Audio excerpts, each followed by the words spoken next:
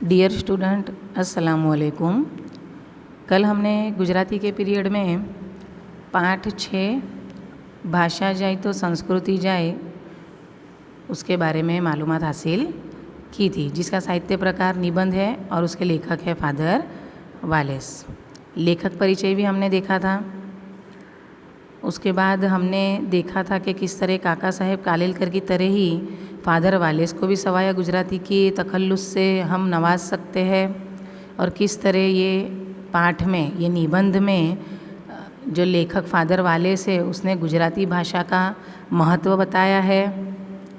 उन्होंने हमारे सामने उनके 3 अनुभव रखे थे, जिसमें पहले अनुभव में जो लंदन में एक मित्र है फादर वालेस के, उनके लड़के को उनका गुजराती में बात करना पसंद नहीं आता। दूसरे किस्से में मम्मी साड़ी पहनती है तो उनके बड़े लड़के को पसंद नहीं आता है। और एक तीसरा जो प्रसंग है उसमें जो बहनों का सम्मेलन होता है उसकी शुरुआत प्रार्थना से करनी होती है, जो विश्वविख्यात प्रार्थना किसी भी महिला को नहीं आती है। तो ये 3 प्रसंग के ज़रिए लेखक ने हमें समझाने की कोशिश की है कि किस तरह परदेश में हम हमारी जो स्वदेशी भाषा है या हमारी जो मातृभाषा है उसको किसी भी तरह संभाल नहीं सकते हैं, और ये भाषा के साथ साथ हमारी जो संस्कृति है, हमारी जो तहज़ीब है, वो भी धीरे धीरे ख़त्म होती जाती है। तो कल हमने ये लेसन में इतना देखा था। अब आज आगे बढ़ते हुए आफ्रिकाना एक मुल्कમાં गुजरातीओनी वच्चे गुजराती भाषा ने टकावा एक प्रयोग कर्यो। क्या कहते हैं कि अफ्रीका के एक मुल्क में यानी एक प्रदेश में गुजरातियों ने गुजराती भाषा को टिकाने के लिए यानी कि संभाल के रखने के लिए, उसका जतन करने के लिए एक प्रयोग किया यानी एक्सपेरिमेंट किया। उसमें उन्होंने क्या किया, गुजराती लखवामां घणाने तकलीफ पड़े, अरे आपने हो माटे सरल जोड़नी और सरल नियमों अपनाव्या छे। ये चीज़ को आप बहुत अच्छे से समझ सकते हो, क्योंकि आप लोगों को भी गुजराती लिखने में तकलीफ़ होती है। हस्व और दीर्घ या ऊ ई में या जोड़ाक्षर में आपको तकलीफ़ होती है। तो यहाँ फादर वालेस कहते हैं कि अफ्रीका के एक मुल्क में भी एक प्रयोग किया गया जिसमें गुजराती भाषा लिखने में काफ़ी लोगों को तकलीफ़ थी, लेकिन उसको आसान बनाने के लिए क्या किया गया कि जो जोड़नी है उसके सरल नियम लगाए गए। हर जगह मतलब कि ई को ही दीर्घ और सब जो ऊ है वो हस्व, मतलब हस्व दीर्घ का भेद नहीं, ई है तो उसे दीर्घ और ऊ है तो उसे हस्व, जैसे मैंने आपको स्वर व्यंजन के वक्त ये चीज़ सिखाई थी। जोड़ाक्षर भी मैंने आपको सिखाए थे।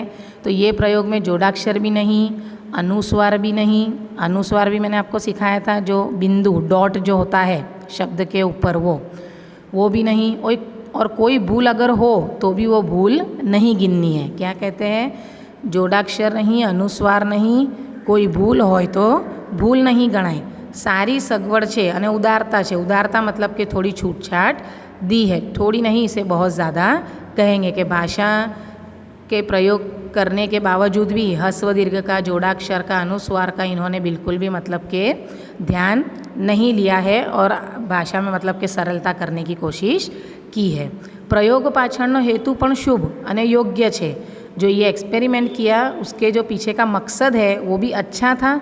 क्या था वो मकसद, कि सबको अपनी भाषा आ सके, उनको बहुत अपनी भाषा मुश्किल ना लगे और उनके वजूद में ये भाषा बनी रहे। अने योग्य छे और मुनासिब भी था ये प्रयोग, परंतु एथी कई वळवानुं नहीं। लेकिन क्या कहते हैं, इससे कोई फ़ायदा नहीं है, कुछ भी हासिल होने वाला नहीं है।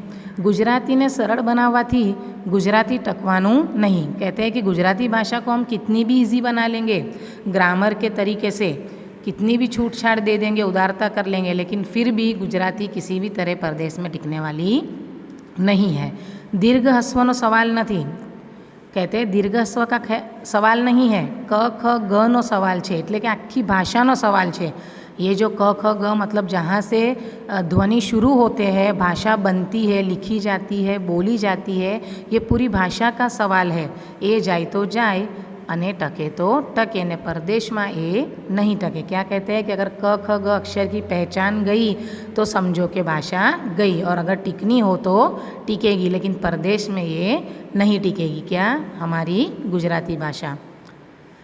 अब यहाँ ये पैराग्राफ में जो परदेसी लोग हैं, जो गुजराती लोग हैं, मतलब जो परदेश में जाकर बस गए हैं, वो गुजराती भाषा को अपने घर में संभालने के लिए क्या क्या जतन करते हैं उसकी तरफ यहाँ हमारा ध्यान थोड़ा लेखक ने किया है। परदेशના ગુજરાતીઓના આમંત્રણથી તેઓ વસે છે અને એવા अनेक देश में हूँ गयो छूँ। अनेक देश में जो फादर वाले से उनका जाना हुआ है, एमनी जोड़े रह्यो छूँ, उनके साथ रहे भी है, चर्चाओं करी छे, व्याख्यानों आप्या छे। एमने सीधी बात करवानी हजू मारी हिम्मत चालती न हती। मने बोलावे, बधी सगवड़ करी आपे, उत्तम आतिथ्य करे, एटले हूँ सौने सारू सारू लगाड़ीने बोलतो अने गुजराती टकावा जे कई प्रयत्न करे तेने खूब वखाणतो। क्या कहते हैं कि परदेश में गुजरातियों के जो आमंत्रण यानी उनको जो दावत दी जाती थी तो वो जाते थे, उनके साथ रहते भी थे, चर्चा भी करते थे, बातचीत करते थे, उन्हें व्याख्यान देते थे।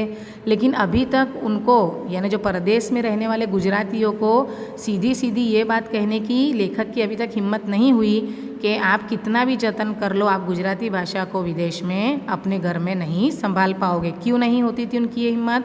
क्योंकि वो उन्हें बुलाते थे, उनके लिए सब सुविधाएं कर देते थे, उत्तम आतिथ्य करे यानी आला दर्जे की उनकी मेहमान नवाजी करते थे। इसलिए वो सबको अच्छा अच्छा लगने वाली बातें करते थे और जो भी गुजराती भाषा को टिकाने के लिए कोशिश करता था उसे खूब मतलब के उसकी तारीफ़ करते थे। जरूर घर में नाना छोकराओनी जोड़े गुजराती बोले। मतलब देखो यहाँ से शुरू होता है कि गुजराती भाषा को वजूद में रखने के लिए हमें क्या क्या करना है, किन छोटी छोटी बातों का ख्याल रखना है। तो यहाँ उसकी तरफ इशारा करते हैं लेखक कि ज़रूर घर में नाना छोकराओनी जोड़े गुजराती में बोले। चाहे आप परदेश में ही क्यों ना रहते हो, लेकिन आप घर में छोटे बच्चों के साथ गुजराती भाषा में बोले।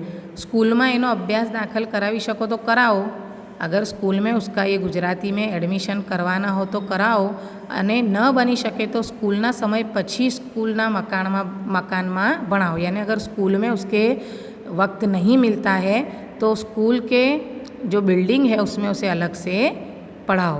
देश थी गुजराती मासिकों मंगाओ, मतलब मैगज़ीन्स, हमारे देश से गुजराती जो मैगज़ीन है वो मंगा के उस पढ़वाओ बच्चों को।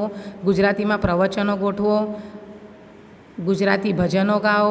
ए रीते जरूर गुजराती भाषाનું गौरव साचवी शकशो અને એના લાભ તેમને મળતા રહેશે। क्या कहते हैं कि गुजराती मासिक यानी मैगज़ीन मंगवाने से या गुजराती में प्रवचन व्याख्यान करने से और गुजराती भजन ये सब गाने से हम थोड़ा बहुत गुजराती भाषा का जो गौरव है उसको संभाल सकते हैं और उसका लाभ मतलब कि सबको मिलता रह सकता है।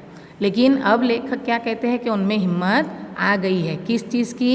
सीधू कहूँ छूँ आ बद्दू सारू छे पण नक्कामू छे। क्या कहते हैं कि ये जो भी आप लोग अपनी दिल की तसल्ली के लिए करते हैं कि हम गुजराती भाषा को संभाल रहे हैं, वजूद में हमारे रहने देने की कोशिश कर रहे हैं, लेकिन ये सब चीज़ें अच्छी है लेकिन ये बिल्कुल बेकार है।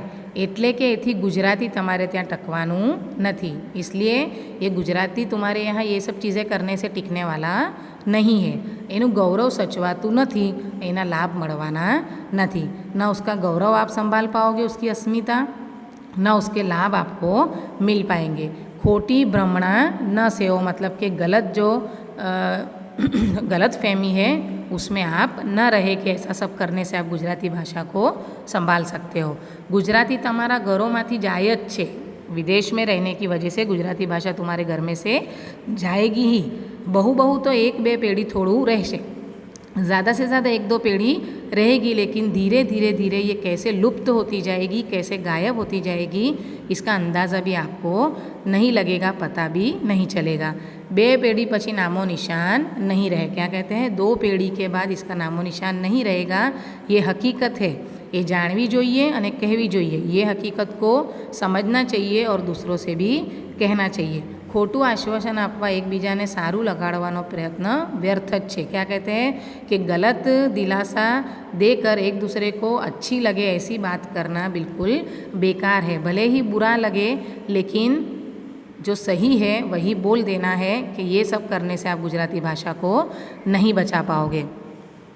हमणां परदेश जई आवेला एक आत्मीय गुजराती साक्षरनी साथे वातचीत थती हती, एमां आ वात નીકળી। તેઓ ભારપૂર્વક કહેતા, પરદેશમાં વસતા આપણા ભાઈઓએ જેમ તેમ કરીને ગુજરાતીનું જ્ઞાન ચાલુ રાખવું પડશે, નહીં તો એ લોકો નરસિંહ મીરાને અરે सुंदरम राजेंद्र मकरंद ने કેવી રીતે વાંચશે।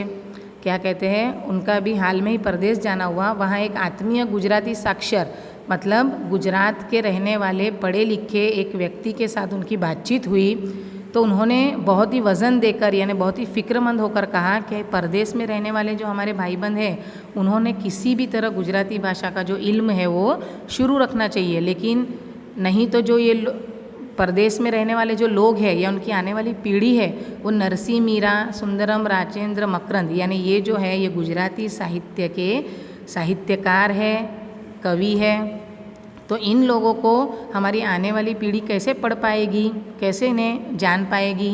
तो इसका जवाब देते हुए फादर वालेस कहते हैं वाँचता ज નથી અને મીરા નરસિંહ વિશે તો હજી જાણે, પણ સુંદરમ રાજેન્દ્ર મકરંદ વિશે પણ પરદેશમાં જન્મેલા ગુજરાતી યુવાનોને પૂછો તો એમના નામ પણ સાંભળ્યા નહીં હોય। પછી વાંચવાની વાત ક્યાં રહી। कहते हैं कि नरसिंह और मीरा का तो फिर भी पहचान लेंगे, क्यों, क्योंकि इनके जो दोहे हैं ये प्रार्थना में रोज़ गाए जाते हैं, इसलिए इनको तो फिर भी बच्चे पहचान लेंगे। लेकिन जो सुंदरम राजेंद्र ये जो दूसरे लेखक कवि है इनको तो बच्चे इनका नाम भी नहीं जानते हैं, तो पढ़ने की तो बात ही दूर है।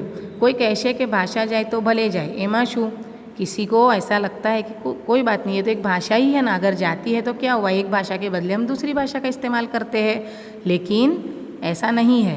लेखक कहते हैं अंग्रेजी क्या खोटी भाषा है कि बीजीनी जरूर पड़े, मतलब अंग्रेजी भी कोई गलत भाषा नहीं है कि हमें कोई दूसरी भाषा का इस्तेमाल करना पड़े। गुजराती जाए तो भले जाए, चला भी लई है। कई लोग ऐसा सोचते हैं कि अगर गुजराती के बदले हम इंग्लिश का भी इस्तेमाल करते हैं तो इसमें क्या दिक्कत है, हमें तो बोलने से और समझने से मतलब है। लेकिन यहाँ लेखक कहते हैं कि भाषा जाए एનું દુઃખ છે, પણ ભાષા જાય ત્યારે એનું બીજું અને મોટું દુઃખ અને चिंता છે कि भाषा जाए ત્યારે એકલી नहीं जाए। क्या कहते हैं कि भाषा जाने का दुख तो है, लेकिन उससे भी ज़्यादा बड़ा दुख और चिंता ये है कि भाषा जब जाती है तो अकेली नहीं जाती है, उसके साथ साथ क्या ले जाती है वो देखेंगे। भाषा जाए तो मातृभाषा जाए, देशनी अने कुटुंबनी अने बाप दादाओनी भाषा एक कुटुंबना सभ्योमांथी जाए, यानी जो पीढ़ी दर पीढ़ी हमारे कुटुंब में चली आ रही है वो भाषा धीरे धीरे लुप्त हो जाती है। हमारे घर के जो सभ्य है उनमें से वो भाषा चली जाती है, एनी आवड़त जाए, मतलब कि वो भाषा को बोलने लिखने की आवड़त हमारी चली जाती है। एनी समझण जाए, मतलब उसे समझने से हम अनजान रह जाते हैं। एनो उपयोग जाए, उसका इस्तेमाल भी हम नहीं करते। ત્યારે એની સાથે મૂળ દેશની સાથેનો संपर्क जाए, तो ऐसे धीरे धीरे ये भाषा के साथ हमारे देश के साथ का संपर्क जो हमारा है, कांटेक्ट जो हमारा है वो धीरे धीरे टूट जाता है, छूट जाता है।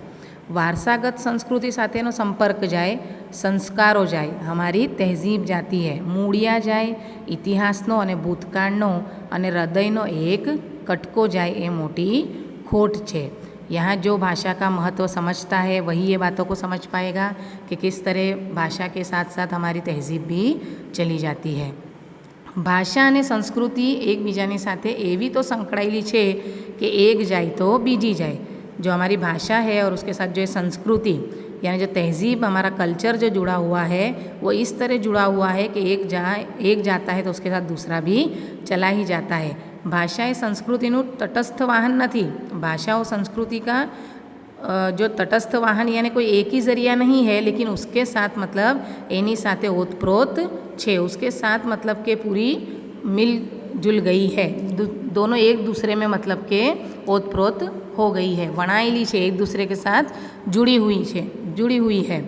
आर्य संस्कृति आर्य भाषाओं में ज टके।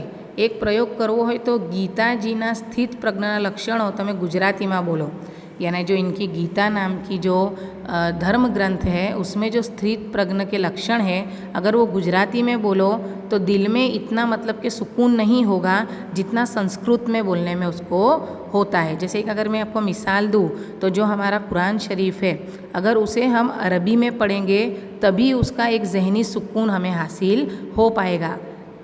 अगर गुजराती, हिंदी, इंग्लिश ये सभी में उसके ट्रांसलेशन अभी मौजूद है, लेकिन अगर हम वो दूसरी भाषाओं में उसे पढ़ते हैं तो थोड़ा फ़र्क तो हमें महसूस होगा ही। जो अरबी में जो उसका हमें इत्मीनान होगा पढ़ने में वो दूसरी भाषाओं में नहीं होगा।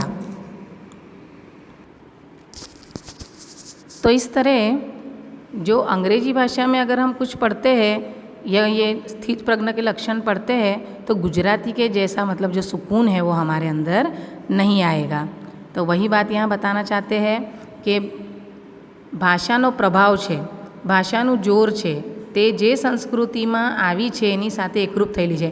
यानी जिस शक्ल में शुरुआत से जो चीज़ आती है कोई भी किताब उसी भाषा में अगर उसे पढ़े तो ही उसका मतलब के सही इत्मीनान हमें हासिल होता है।